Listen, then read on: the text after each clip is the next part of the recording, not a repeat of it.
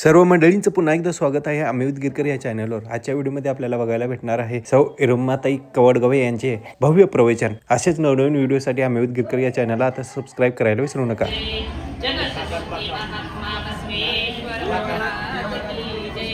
राष्ट्रसंत सद्गुरु शिवाचार्य वीर वैरागी महादेवी माता की जय. श्री गुरु हौगी स्वामी महाराज की जय. ओंकारेश्वर महाराज की जय. अनंत कोटी ब्रह्मांड नायक हो आणि तसेच आपले मार्गदर्शक वेळोवेळी आपल्याला मार्गदर्शन करणारे व माझ्या भक्तीचा ओघ बदलून योग्य असे मार्गाला लावणारे शिवभक्तीपराय रतिनाथ महाराज यांना साष्टांग नमस्कार. व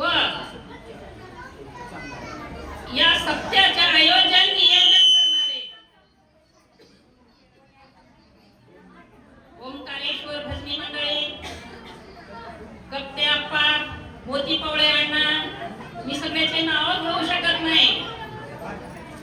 या सर्वांना साष्टांग नमस्कार. व तुम्ही माझ्या समोर बसलेले पंचक्रोशीतून आलेले सर्व भक्तगण यांना यांच्या हृदयातील ज्योतींना माझा साष्टांग नमस्कार. बघता बघता 6 दिवस झाले. पाहता पाहता 6 दिवस झाले आपल्याला.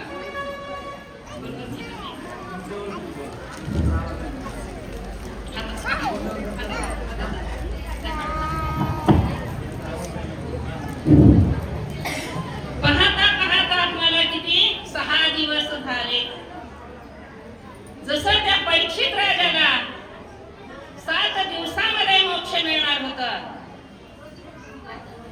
होता नाही, मिळालं. त्याला सांगितलं होतं तुझं 7 दिवसामध्ये मरण आहे म्हणून सांगितलं होतं परीक्षित राजाला. तर त्यानं काय केलं? 7 दिवस भागवत कथा ऐकली, भागवत कथा. त्याचं मरण चुकलं आणि त्याला मोक्ष मिळालं. तसं तुम्हाला आणि आम्हाला ही संधी उपलब्ध करून दिली. कुणी? ओंकारेश्वर भजनी मंडळी, भक्तांना किंवा या सत्याचे सर्व कार्यकर्ते मंडळी संधी उपलब्ध करून दिली. याचा लाभ आपल्याला घ्यायचा आहे. आता काही मंडळी घरामध्ये माझं नवं आहे, माझ्या पाहुण्याचं लग्न आहे, मला कार्यक्रम आहे म्हणून टाळाटाळ करत आहे. जे टाळायचं आहे ते टाळायचं आणि जे आपल्याला करायचं आहे ते करायचं. ही सुवर्ण संधी आहे. 365 दिवसातले हे तुमचे दिवस, हे 7 दिवस इतके महत्वाचे आहेत की तर कुणी सुद्धा वेळ वाया घालू नये. सुवर्ण वेळ आहे, सुवर्ण. 4 चोर होते, चोरी करायला निघाले. एका झाडाखाली बसून जेवण केले. चोरीचा टाइम 2:30चा. जेवण केल्यानंतर त्यांना झोप लागली. सकाळी 5 वाजता उठले. 5 वाजता उठले त्यांनी. आता 5 वाजता चोरी मिळेल का? मिळणार नाही. त्यांनी काय केलं? आता रिकाम्या हाताने कसं जावं घरी? तितक्यात आकाशवाणी झाली. आलाव तर आलाव, हातामध्ये काहीतरी घेऊन जा म्हणून सांगितलं. तर काय घेतले त्यांनी? फक्त दगड घेतले हातामध्ये आणि घरी गेले. मी काय सांगू लागले तुम्हाला, लक्ष द्या. ते दगड घेतले आणि घरी गेले. त्यांनी घरी नेऊन कोपऱ्यात टाकले. त्या बायकोने विचारलं आज काय आणलं? ते कोपऱ्यात टाकण्यावर आणलंय म्हणून सांगितलं. नाराज झाले होते, चोरी मिळाली होती. बघितली बायको तर काय दगड सोन्याचे झाले होते. त्याला वाटलं आता दुसऱ्या दिवशी असंच करावं. दुसऱ्या दिवशी हेच प्रक्रिया केली. वेळ झाली, चोरी केली नाही, दगड घेतले आणि घरी आले. दुसऱ्या दिवशी आल्यानंतर त्यांचं दगडाचं सोनं झालं नाही.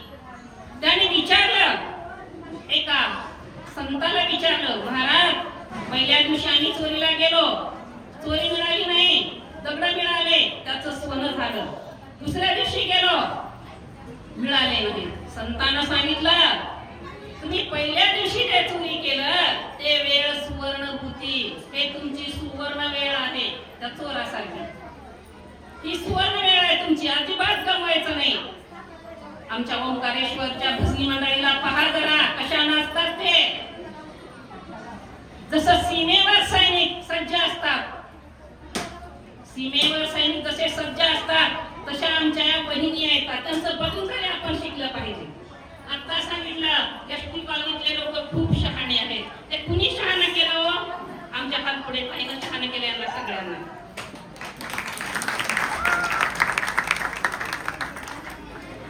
संसार करत असताना बायकांनी काय केलं पाहिजे? धर्माचं काम केलं पाहिजे. त्यांना किती काम आहे?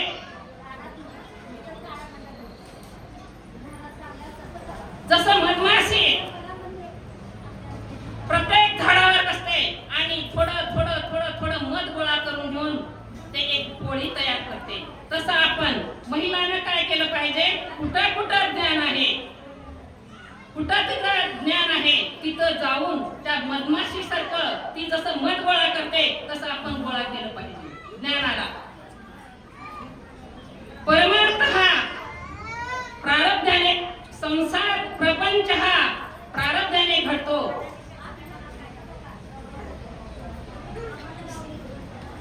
प्रपंच हा प्रारब्धाने घडतो, परमार्थ हा करावा लागतो. संसार करणे हा पुरुषार्थ नाही, संसारामधून वेळ काढून जो परमार्थ करतो तो पुरुषार्थ. किती वेळ काढला तुम्ही आता? कशासाठी काढलात? का काढलात? इथं तुम्हाला काहीतरी मिळणार आहे, तुम्हाला इथून काहीतरी घेऊन जायचं आहे. आपल्याला कुणी शहाणं केलं? आपण कसे होतो? माझे राष्ट्रसंत सद्गुरू शिवलिंग शिवाचार्य जर झाले नसते तर विचारच न केलेला बरा होता. ज्यावेळेस राष्ट्रसंत सद्गुरू शिवलिंग शिवाचार्य महाराज अवताराला आले, आता आपण 16व्या अध्यायामध्ये वाचलो. काय वाचलो?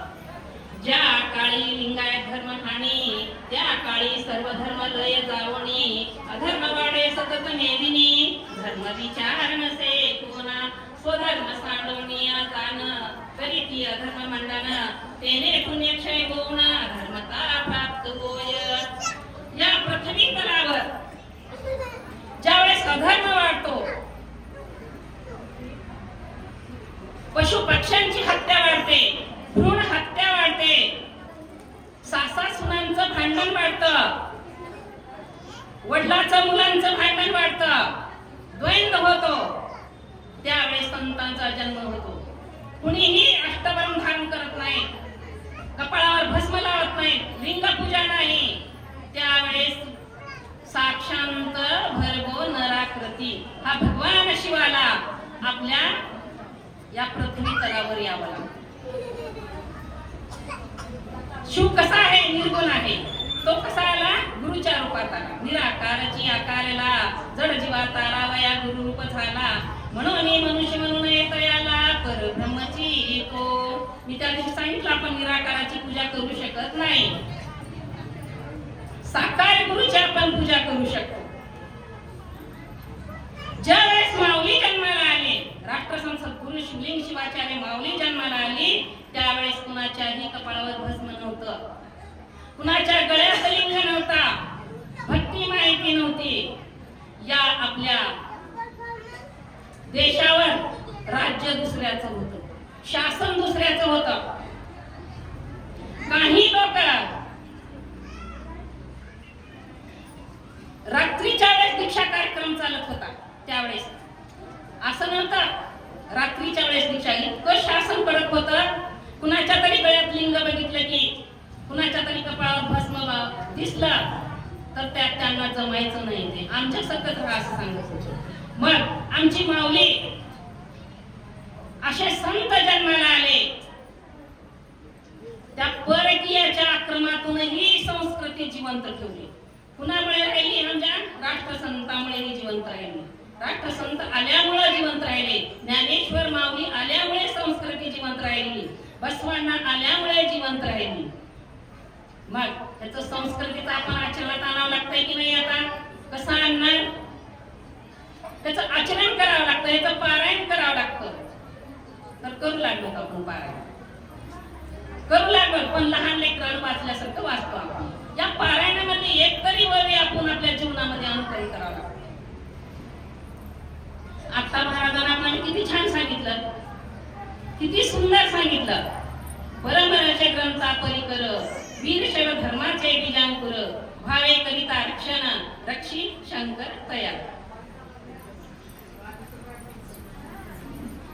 काय सांगितलं या ग्रंथामध्ये? सकाळी अंतर्नातून उठल्यापासून आपलं आचरण कसं राहावं हे आपल्याला माऊलीने सांगितलं. कसं राहायला आपलं आचरण?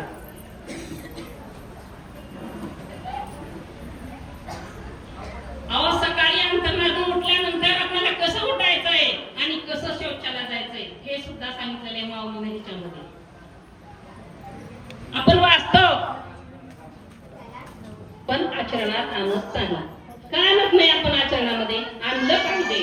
आणि आपल्या आप्पांनी एवढं आयुष्य 104 वर्ष कशासाठी घातले? कशासाठी घातले 104 वर्ष आपलं आयुष्य? माझा समाज शहाणा झाला पाहिजे, माझा वीरशैव उजाळून निघाला पाहिजे, म्हणून त्यांनी आपल्याला अष्टावर्ण सांगितलं. अष्टावर्ण किती तत्व आहेत आपल्या लिंगायत धर्माचे? 19 तत्व आहेत. 8 अष्टावर्ण